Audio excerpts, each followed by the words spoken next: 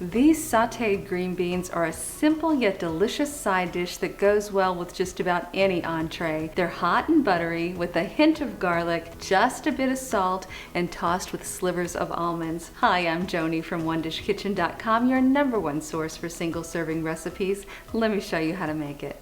Place 1 cup of fresh green beans in a 2-quart saucepan and cover with cold water.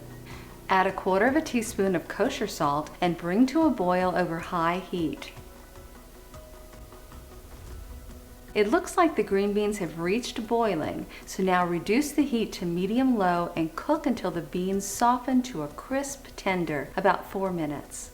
Drain the green beans and rinse with cold water so they stop cooking. Set the beans aside. Melt 1 tablespoon of salted butter in a 10-inch skillet over medium heat.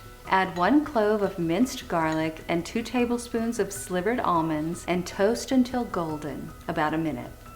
Add the green beans to the skillet and toss to coat. Enjoy immediately. Be sure to check out these great videos and click below to like and subscribe, and please visit OneDishKitchen.com where we have hundreds of single serving recipes. At One Dish Kitchen, cooking for one is all we do. Bye for now.